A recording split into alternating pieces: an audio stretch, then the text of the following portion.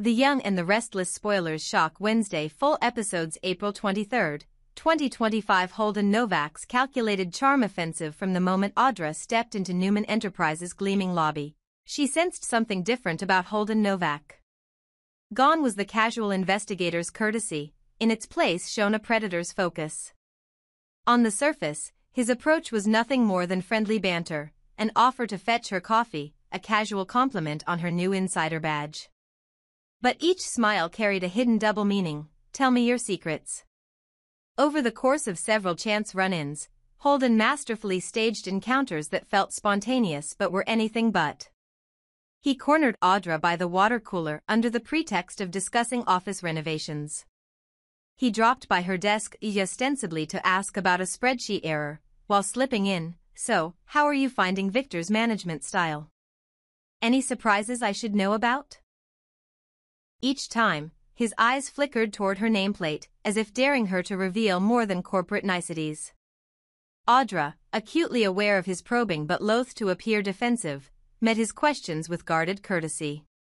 She deflected inquiries about her role. "I'm just finding my feet, Victor's team is intense," and steered the conversation back to safe ground. But in the back of her mind, she replayed his words, "Any surprises I should know about?" Was Holden fishing for proof that she had joined Victor's cause? And if she had, would Nate ever forgive her? Audra's secret tightrope behind closed doors, Audra's world was unraveling. She had accepted Victor Newman's offer not out of ambition, but out of a desperate hope to secure Nate's future. If anyone could negotiate the best medical coverage and philanthropic support for Nate, and perhaps even leverage Newman Enterprises' global reach to raise awareness for his mother's rare condition, it was Victor. Yet every step deeper into his inner circle threatened to undo the trust she'd built with Nate. In her quiet moments, alone in her downtown loft or driving home through glittering city streets, Audra questioned her decision. She replayed Nate's hopeful smile when she first told him she was working for Victor. She remembered the soft gratitude in his voice. "Thank you for doing this for us." Now, with Holden Novak's inquisitive presence looming over every interaction, Audra feared that each smile exchanged with Victor could be the betrayal that shatters their bond. Nate's roller coaster of hope and fear. Meanwhile, Nate Hastings grappled with his own whirlwind of emotions. The doctor's report from Chicago arrived by secure fax, promising a significant extension of Amy's life expectancy thanks to a new experimental therapy. Nate allowed himself a moment of joy, tears glimmering at the corners of his eyes as he dialed Damian Kane's number. But even this uplifting news came laced with anxiety. Nate worried about the emotional toll on Amy, who would face more treatments, more hospital corridors, and fresh uncertainties. And beneath it all lay a darker worry: how will Amy feel if she learns that her surrogate daughter, Audra, aligned with the very man who once threatened her son's well-being? Nate's heart soared at the thought of his mother's renewed vitality, then ached at the image of Audra trapped between loyalty to him and loyalty to Victor. As he set aside the report to call his best friend Claire, he braced himself. Any moment now, Audra's secret could come to light, and he didn't know if his heart could survive that betrayal. A brewing collision as Holden Novak edged closer, dropping casual hints about rumored Newman projects, lending Audra his shoulder in private meetings, and casually predicting that Victor's real motives will shock you. The tension reached a fever pitch. Audra found herself dreading each friendly advance, her stomach knotting whenever Holden's phone buzzed with a Newman calendar invite. At the same time, Victor Newman watched from his mahogany-lined office, his steely gaze tracking Audra's progress. He knew she was the key to keeping Nate within his sphere of influence, and he welcomed Holden's subtle push to keep Audra on edge. After all, a woman who feels watched will cling tighter to the one who promised her safety, and Victor intended to be that man. What's next in Genoa City? Audra confronts Holden. Expect a dramatic encounter in a quiet conference room, where Holden may produce a snippet of an email or a forwarded memo hinting at Victor's hidden agenda. Audra will have to decide, stonewall him, or admit enough to deter further prying. Nate's breaking point. Armed with good news about Amy, Nate will press Audra for full transparency. Will he sense her withholding and demand the truth? Or will he trust her to shield him from painful details, only to discover the deception later. Victor's masterstroke behind it all. Victor is likely orchestrating a grand gesture, perhaps an exclusive fundraiser under the Newman name to benefit Amy Lewis's treatment. The event will force Audra into the spotlight, compel Nate to choose between gratitude and suspicion, and expose Holden's amateur sleuthing to the world. Claire in Kyle's role, Claire Grace Newman, ever the empath, may act as Audra's secret confidant, urging her to come clean before the fundraiser. Kyle Abbott, siding with his friend, could take dramatic action to protect Audra's reputation, possibly by confronting Holden publicly or by rallying Nate in her defense.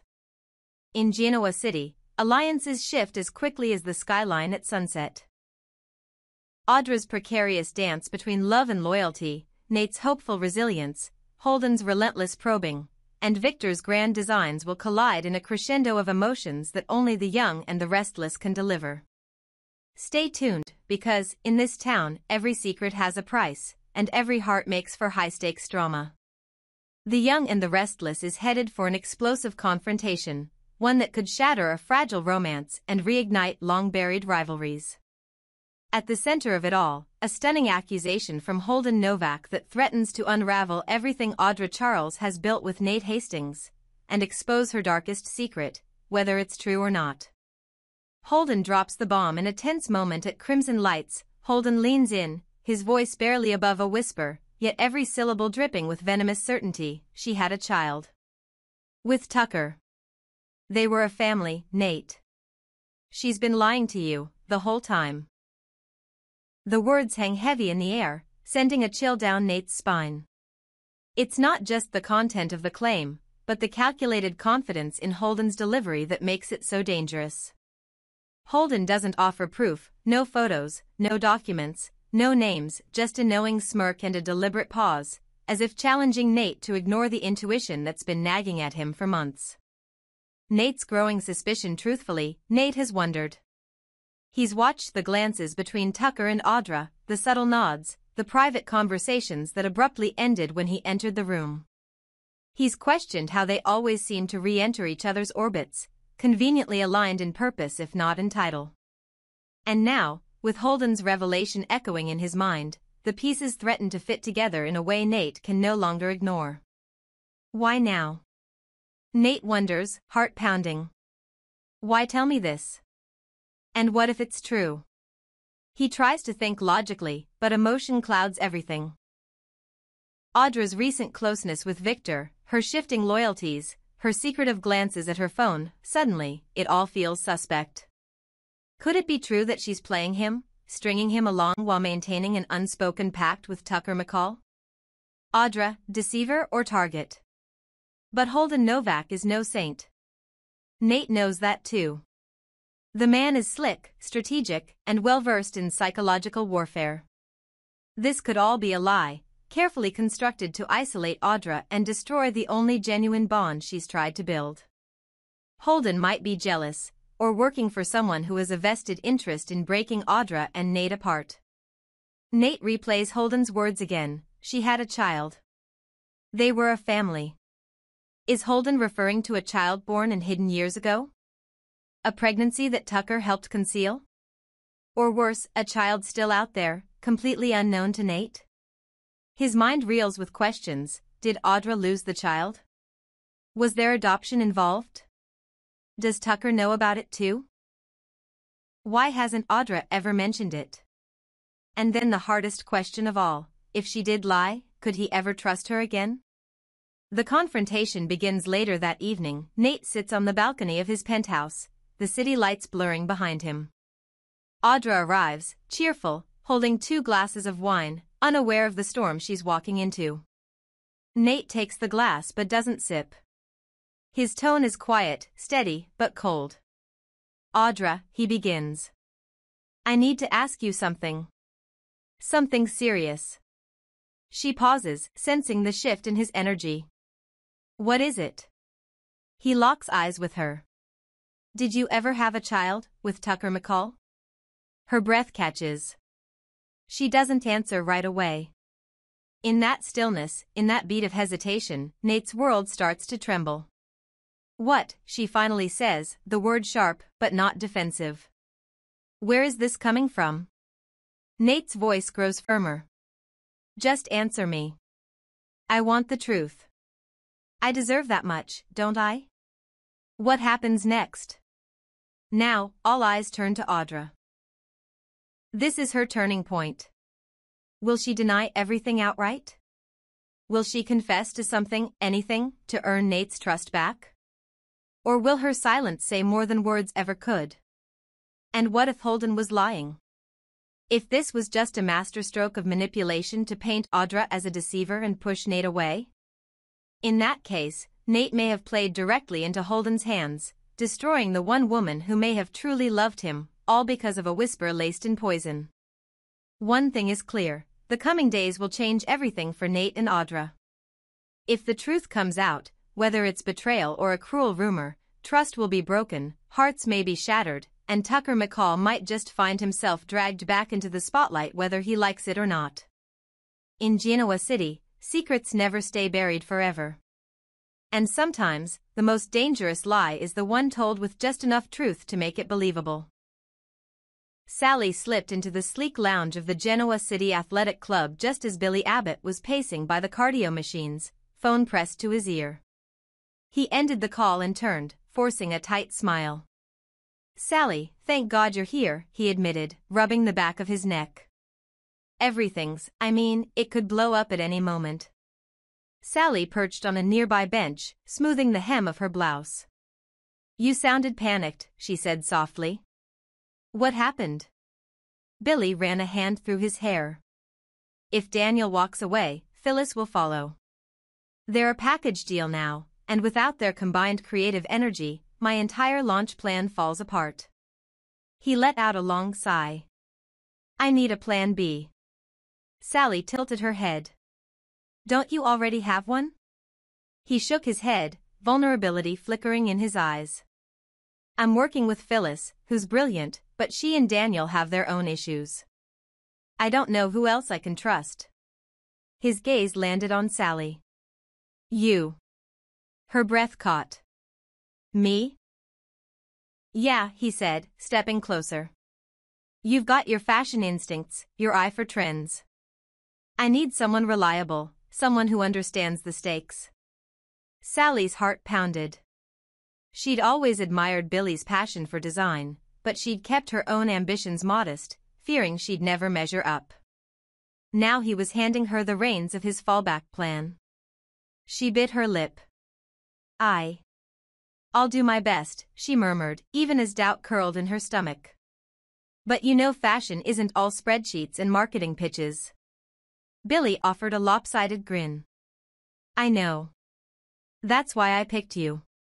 Meanwhile, on the club's rooftop observation deck, Phyllis found Daniel staring out over the city's glittering skyline. He hadn't moved since she left him at the boardroom door, not even when she first approached. Daniel, she said gently, stepping up beside him. I'm sorry. He didn't turn at first. Finally, he exhaled and glanced at her, eyes clouded with frustration. I thought this would be easier. I thought I'd dive right in and find my place, and it just didn't happen. Phyllis laid a hand on his shoulder. I believe there's something here for you, she said, nodding toward the horizon. Something only you can bring. You have ideas, instincts, I've seen it. He shook his head. I don't see a role for me in Billy's company. And if I can't contribute, I'm no good to anyone. Her gaze softened. Then let me help you find your way. Don't give up on yourself so quickly. Daniel closed his eyes, the wind tugging at his coat. I can't keep holding you back, he said. Maybe you should go without me. Phyllis paused, hurt flickering across her features before she steadied herself. I'm not going anywhere, she declared, voice steady. But I need you by my side. Back inside, Billy spotted Phyllis slipping off her coat and joined her, eyes bright with unspoken questions. How's Daniel? He asked quietly. Phyllis hesitated, then met his gaze. He's uncertain. He doesn't know where he belongs, and it's weighing on him. Billy nodded, empathy softening his features. He turned to Sally. I think I need both of them, he said. You, Phyllis, Daniel, were stronger together.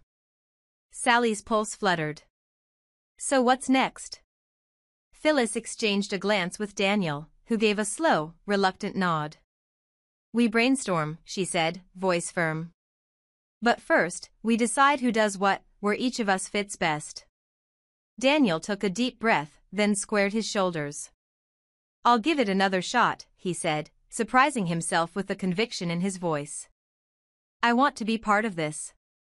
Billy clapped him on the back, relief shining. That's exactly what I needed to hear. Sally found herself smiling too, the doubts melting away. In that moment, surrounded by the hum of treadmills and the soft thrum of club music, they forged an unsteady but hopeful alliance. There would be challenges ahead.